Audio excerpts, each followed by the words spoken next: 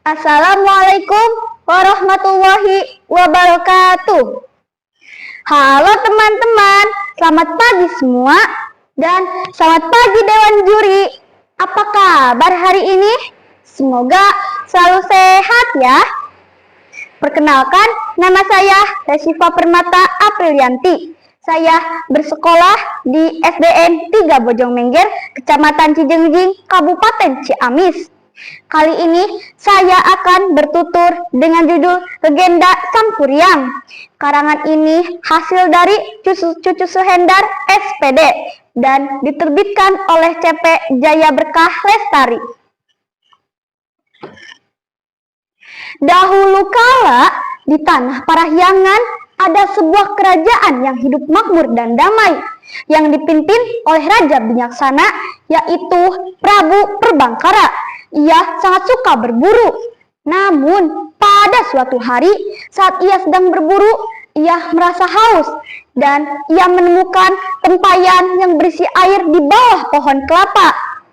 Lalu meminumnya. Saat ia ingin pergi, ia merasa ingin kencing. Lalu saat ia kencing, tanpa ia sadari air kencing tersebut tertampung di batok kelapa yang sudah terbelah. Prabu Perbangkara pun pergi dari tempat peristirahatannya. Datanglah seekor babi yang kehausan. Konon babi tersebut ialah jelmaan Dewi Wayuhyang yang dikutuk dan dihukum di bumi. Karena ia kehausan, ia meminum air yang ada di batok kelapa tersebut dan memakan sisa daging kelapa muda tersebut. Lalu karena dia sudah kekenyangan, ia pergi dari tempat itu. Hingga pada suatu hari saat ia sedang tidur, ia bermimpi didatangi ibunya.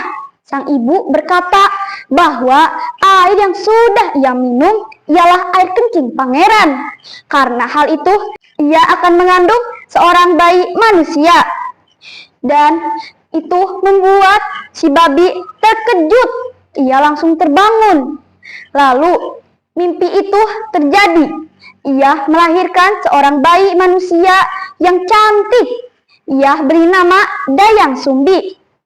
Dayang Sumbi tumbuh menjadi gadis yang lembut, cantik, dan pintar.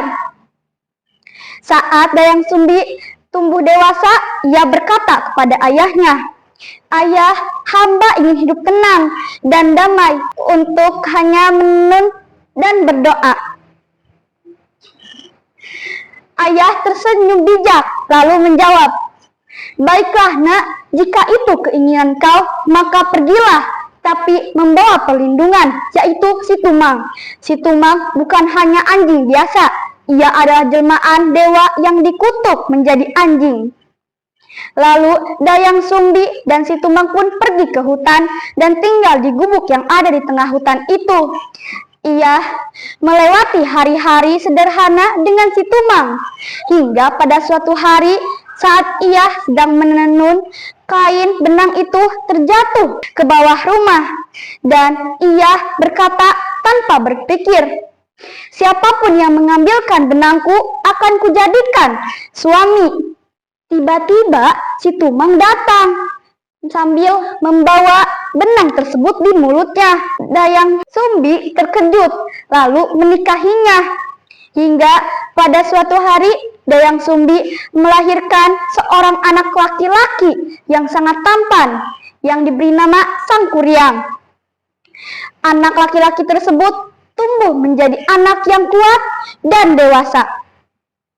Hingga pada suatu hari saat si Dayang Sumbi ingin memakan daging rusa, ia memerintahkan kepada Sangkuriang untuk berburu daging rusa bersama si Tumang. Sangkuriang menyanggupi itu, lalu pergi bersama si Tumang ke hutan untuk mencari rusa tersebut. Hingga pada saat itu, Sangkuriang memerintahkan kepada si Tumang untuk mencari daging rusa, tapi si Tumang menggonggong seolah menolak. Karena marah, Sangkuriang pun memukul Tumang hingga mati.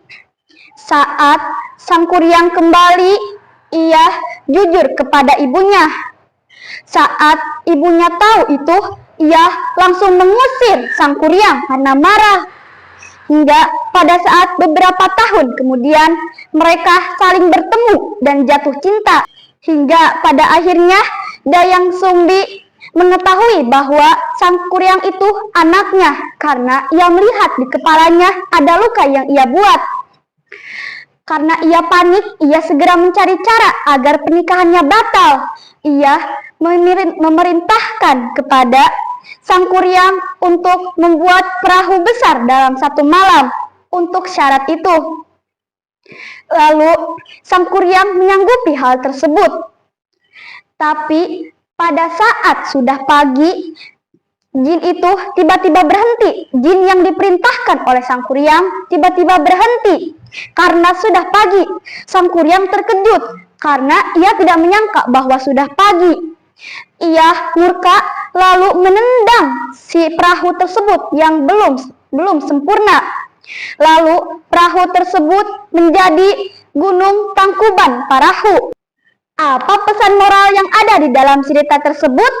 Yaitu kita harus hormat terhadap orang tua dan menjauhi cinta terlarang, harus jujur, tidak boleh angkuh dan curang.